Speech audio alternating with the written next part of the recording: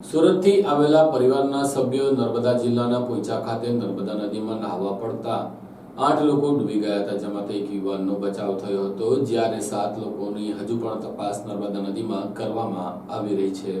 આજરોજ નર્મદા જિલ્લાના પોઈચા ખાતે 12:30 વાગ્યાના અરસામાં ઘટના બની, જેમાં સુરતના એક પરિવારના 8 જણો નર્મદા નદીમાં ડૂબી ગયા હતા, જેમાંથી 7 લોકો હજુ પણ લાપતા છે। પરિવારજનોની વિગતોમાંથી લોકો સુરતથી 17 જણા નીકળ્યા હતા, જેમાં નર્મદા નદીમાં નહાવા પડ્યા હતા અને જેમાંથી 8 ડૂબતા એકનો બચાવ થયો હતો। જે ઘટનાની જાણ જિલ્લા પોલીસ વડા પ્રશાંત સુંબેને થતા તેઓ ઘટના સ્થળે દોડ્યા હતા। પોલીસ તરવૈયાની ટીમ પહોંચી હતી અને લાપતાની શોધખોળ શરૂ કરી હતી। વડોદરાથી એનડીઆરએફની ટીમ બોલાવવામાં આવી, મોડેથી એનડીઆરએફની ટીમ પણ આવી પહોંચી હતી। જોકે 12:30 વાગ્યાની ઘટના બાદ એનડીઆરએફની ટીમ આવીને જેને કારણે બચાવ કામગીરીમાં બાધા આવતી હતી। જિલ્લા પોલીસ વડા પ્રશાંત સુંબેએ જણાવ્યું હતું કે અહીંયા નાવડી ચલાવવાવાળાએ લાયસન્સ ન હોવાથી અમે નાવડી બંધ કરી દીધી હતી। ઉલ્લેખનીય છે કે જો નાવડી ચાલુ હોત તો આ લોકોને બચાવી શક્યા હોત। અહીં નાવડીઓ બંધ કરવામાં આવી હોવાને પગલે 8માંથી 1ને બચાવવામાં સ્થાનિક તરવૈયાને સફળતા મળી। ચાણંદનો એક નાવિક હતો, તેણે એકનો જીવ બચાવ્યો છે। જો નાવડી ચાલુ હોત તો તમામના જીવ બચી શક્યા હોત।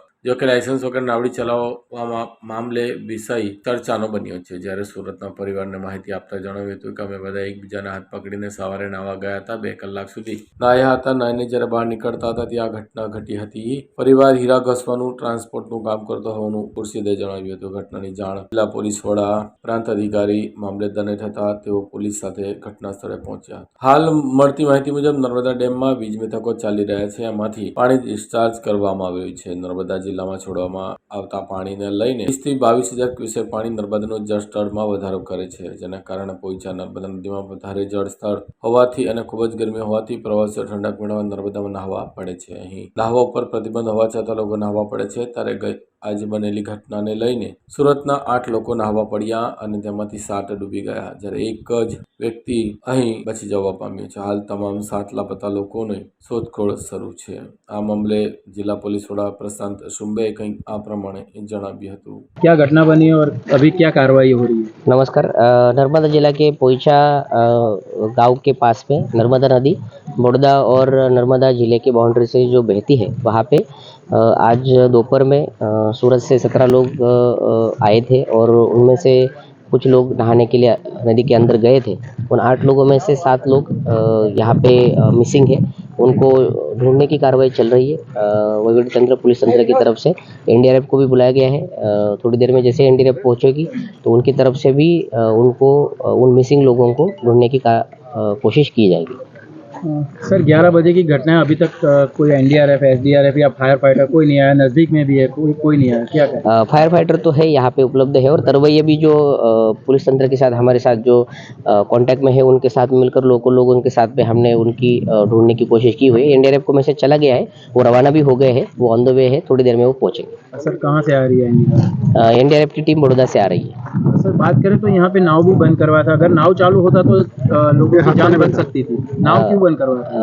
देखिए, जो लाइसेंस के साथ में और लीगली जो नाव चला सकते हैं वही लोग नाव चला सकते हैं। ऐसा कोई भी लाइसेंस यहाँ पे नहीं था, इसलिए वो नाव हमने बंद करवा के रखी हुई सर पूछा की ओर बंद करवाई और सामने की ओर तो चल रही है नाव। नर्मदा जिला एसपी होने के नाते मैं नर्मदा जिला के लिए बात करूंगा, हमारे यहाँ से हमने नाव बंद करके रखी हुई है।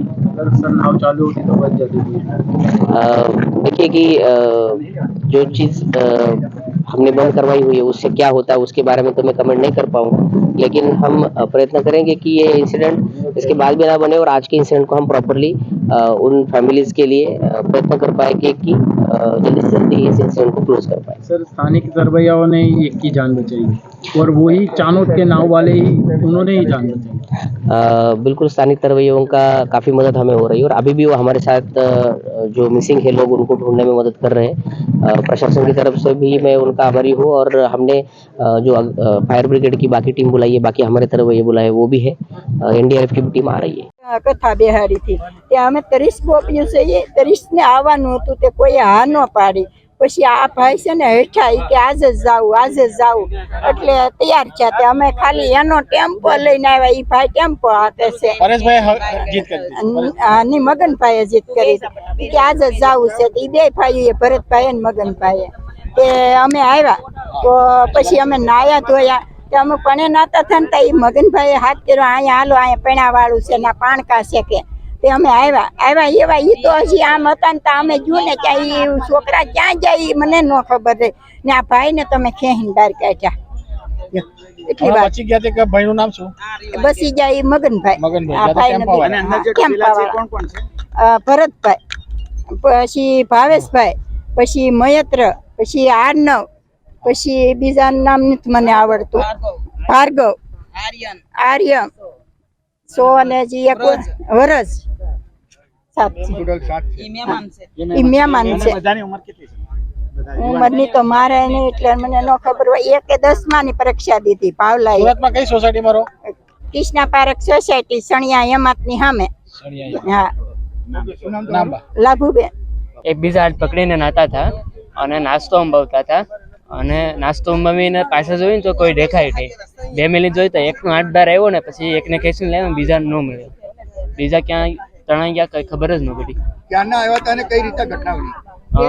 સવારે 6 વાગ્યા ત્યાંથી નીકળ્યા અને 11 વાગ્યા ભેગા અને 2 કલાક અહીંયા અને બહાર નીકળવાનું છેલ્લે બહાર નીકળવાનું હતું ને તે જ આ ઘટના બની. કેટલા વ્યક્તિ છે અને કોણ કોણ છે તારું? બધા મારા કાકા અને એક ભાઈ અને બીજા ભાઈઓ જ છે. એ ટાઈમે આ બધા નહોતા તે ટાઈમે તું કયા હતા? હું બાજુમાં એટલે 1 ફૂટને વેળા ઉપર હતો. તમે ત્યાં શું તમારો પરિવાર શું કરે છે તે સુરત ખાતે? સુરત ટ્રાન્સપોર્ટ હીરા ને ટ્રાન્સપોર્ટ. હીરા ટ્રાન્સપોર્ટ. અને અહીંયા કા સાંસાની વિધિ માટે આવ્યા હતા? ભાગવત કથા કરી હતી તેની પછી અંતે નાવા જાય એમ. બીજું કાંઈ નથી. ભાગવત કથા પછી કથા બેહાડી હતી. નવા. કે નાવા જાય ઈ ભાઈ જ એમ કીધું એમને નાવા બોલો તો ભાઈ નું શું નામ તારું? મારું નામ કૌશિક છે. કૌશિક.